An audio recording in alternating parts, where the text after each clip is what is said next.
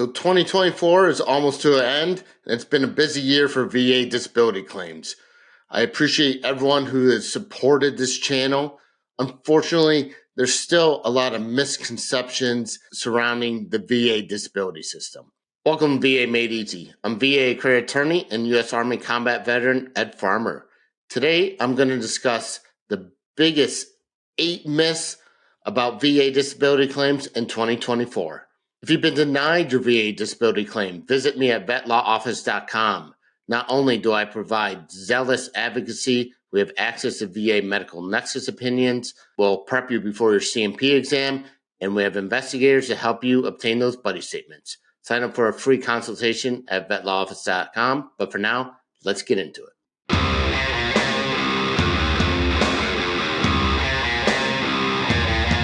All right, the first biggest myth concerning VA disability benefits of 2024. The VA treated me for the condition, so it must be service-related. Just because the Veterans Health Administration treats you for a disability, that is not an admission that that condition is related to service. I hear this almost on a daily basis. Well, Ed, I don't understand why the claim's denied. My VA doctor has been treating me for the condition. It doesn't matter. You still have to meet all elements of service connection. So you have to have that current disability. You have to show the in-service event, disease, or injury, and you have to have the medical nexus opinion between the current disability and the in-service event, disease, or injury. What the Veterans Health Administration does from a treating perspective has nothing to do with your VA benefits claim. All right, the second biggest VA disability myth of 2024. I was exposed to toxins in the military, therefore I'm entitled to compensation under the PACT Act. No, that is not how the PACT Act works. Yes, the PACT Act makes it easier to prove service connection as a result of toxins, but it's not automatic. Exposure in itself is not a claim. You not only have to show that you're exposed to something in service, you have to have a corresponding disability. And you have to have that medical opinion or medical evidence showing that your current disability is related to that toxic exposure. So guys, just because you're exposed to toxins does not mean you're entitled to VA disability benefits. The third biggest VA disability myth of 2024.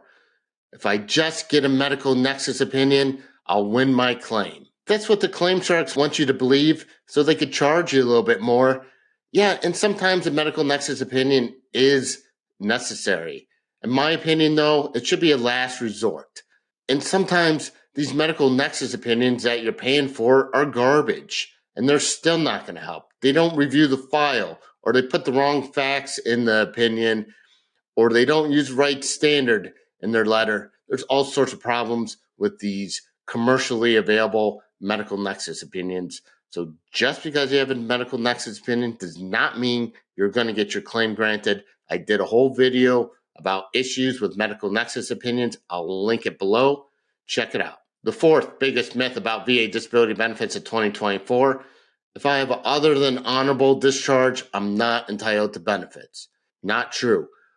Other than honorable discharge is not an automatic preclusion to VA disability benefits. Again, I did a whole video about when you qualify for benefits when you have other than honorable. I'll link it below. If the misconduct that led to the discharge does not fall under one of the regulatory or statutory bars, you could still be eligible for VA disability benefits. And the VA is changing the law to make it even easier to obtain benefits when you have OTH.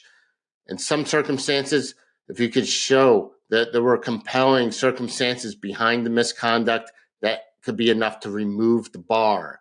Stay tuned to the channel. I'm going to do another video about this recent change in law. The fifth most common VA disability myth of 2024. Unemployability or TDIU is a better benefit than a combined 100%. No, not really.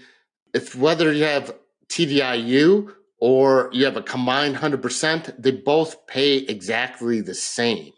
There are no additional benefits to unemployability versus a combined 100% rating. Really, the only difference is if you have unemployability, you cannot engage in substantial gainful employment. That means you can't go out and earn income. But when it comes to a combined 100%, you can technically still work and keep that 100% rating. So there is minimum benefit to a combined 100% over unemployability if you're planning on still working. But overall, no, there's no monetary difference between the benefits. The sixth most common myth regarding VA disability benefits of 2024, appealing to the Board of Veterans Appeals is a wasted time. I know you've heard the nightmare scenarios about waiting 3-4 years at the Board of Veterans Appeals, and those rumors are true. You do wait a long time at the Board of Veterans Appeals, but sometimes it is necessary to go there.